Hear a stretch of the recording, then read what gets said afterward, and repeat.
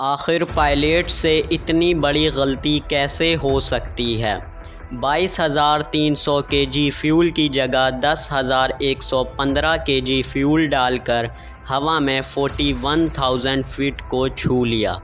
آنکھوں سے دیکھنے اور کانوں سے سننے والوں کو 4 ٹی وی کی ویڈیو میں ایک بار پھر سے خوش آمدید۔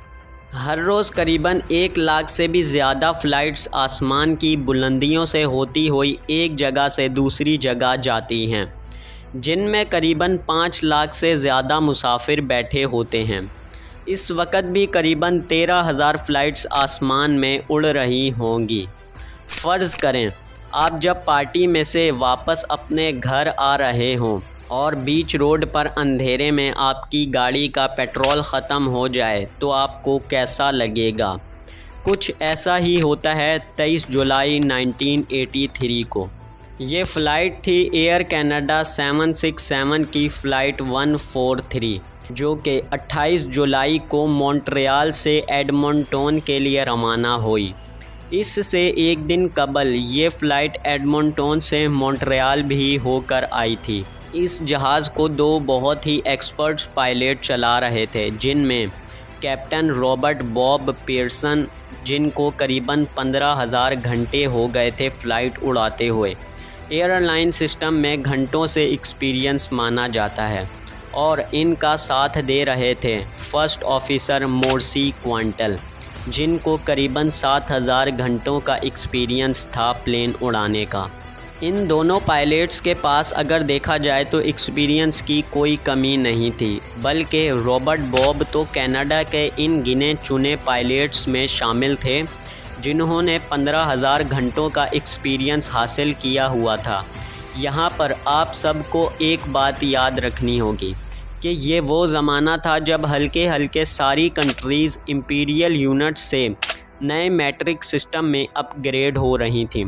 چائنا اور یونائٹڈ اسٹیٹس تو مکمل طور پر اپ گریڈ ہو بھی چکی تھی اور میٹرک سسٹم کو استعمال کر رہی تھی۔ اس وقت کینیڈا بھی اپ گریڈ کر رہی تھی، لیکن کون جانتا تھا کہ یہ اپ گریڈیشن ان کے لیے اتنی بڑی مصیبت لے آئے گا۔ ان سے غلطی یہ ہو گئی کہ کینیڈا کے پاس اس وقت جتنی بھی پرانی فلائٹس تھیں ان سب میں امپیریل یونٹس کے ذریعے ہی فیول فل کری جاتی تھی، لیکن 767 کا 143 نیو ماڈل تھا۔ اس لیے فل کرنے والا کریو سمجھا کہ اس میں بھی امپیریل یونٹس میں ہی فیول ڈالی جائے گی، اور بس پھر 22,300 کلو گرام کی جگہ انہوں نے 22,300 پاؤنڈز میں فیول ڈال دی، جو کہ آدھی فیول بنتی ہے۔ مونٹریال اور ایڈمنٹون کے درمیان قریباً 3583 کلومیٹر کا فاصلہ ہے، اور وہ فیول اس میں صرف اور صرف 1791 کلومیٹر طے کرنے کی ڈالی گئی تھی۔ یہاں دوسری بڑی غلطی پائلٹ سے ہوئی کہ انہوں نے فیول کو چیک کیے بغیر ہی جہاز کو ٹیک آف کر لیا، اور ٹھیک 20 منٹ بعد جب وہ زمین سے قریباً 41,000 فٹ اوپر چلے گئے تو پائلٹ کو ایک جھٹکا محسوس ہوا، اور اس کے سامنے ریڈ لائٹ جل بجھ ہونا شروع ہو گئی، جو کہ لو فیول انڈیکیٹ دے رہی تھی۔ یہ دیکھ کر دونوں پائلٹوں کے ہوش خطا ہو گئے، اور چند منٹ بعد ہی جہاز کے لیفٹ انجن نے کام کرنا بند کر دیا۔ 767 ایئر کینیڈا کا وہ پہلا جہاز تھا جس میں الیکٹرونک فلائٹ انسٹرومنٹ سسٹم لگا ہوا تھا۔ جہاز میں الیکٹریسٹی انجن کے چلنے سے آتی ہے، لیکن اس فلائٹ کے تو دونوں انجن اب تک بند ہو گئے تھے، جس کی وجہ سے پورے جہاز میں لائٹ چلی گئی تھی۔ جو انجن کے فین ہوا سے گھوم رہے تھے، اس سے خالی اینالاگ یونٹس ہی کام کر رہے تھے۔ اب 8 کریو ممبرز اور 61 پیسنجرز کی زندگی ان دونوں پائلٹس کے ہاتھ میں تھی۔ رابرٹ بوب نے مینول میں سے اس مسئلے کا حل تلاش کرنا چاہا تو وہ بری طریقے سے ناکامیاب ہو گئے، کیونکہ اس سے پہلے ایسا کسی کے ساتھ ہوا ہی نہیں تھا۔ مینول بنانے والوں نے اس کے متعلق کبھی سوچا ہی نہیں تھا۔ رابرٹ بوب، جو کہ اپنے پورے ایکسپیرینس کا استعمال کر رہے تھے، اب وہ 410 فی کلومیٹر کی اسپیڈ سے گلائیڈ کر رہے تھے، اور فرسٹ آفیسر یہ کیلکولیٹ کر رہے تھے کہ ان کو ونی پیگ پر لینڈ کرنے کے لیے کتنی اسپیڈ درکار ہے۔ اس وقت ہی پہلے آفیسر کو فارمر RCAF گملی کا دھیان آتا ہے جو کہ پاس میں ہی تھا۔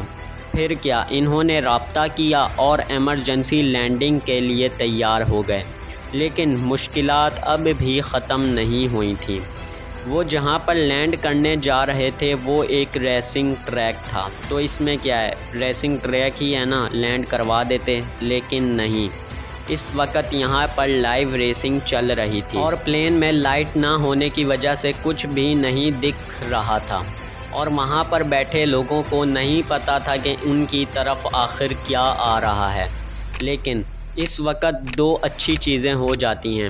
ایک تو یہ کہ پلین کا اگلا ٹائر جو کہ جام ہو گیا تھا وہ ہوا کے پریشر کی وجہ سے ڈھیلا ہو جاتا ہے، جس کی وجہ سے پلین نے جیسے ہی زمین کو چھوا تو فرکشن کی وجہ سے وہ جلد ہی رک گیا۔ اگر ٹائر ڈھیلا نہ ہوتا تو بریک نہ لگتی اور پلین گاڑیوں اور لوگوں میں جا ٹکراتا، لیکن ایسا نہیں ہوا۔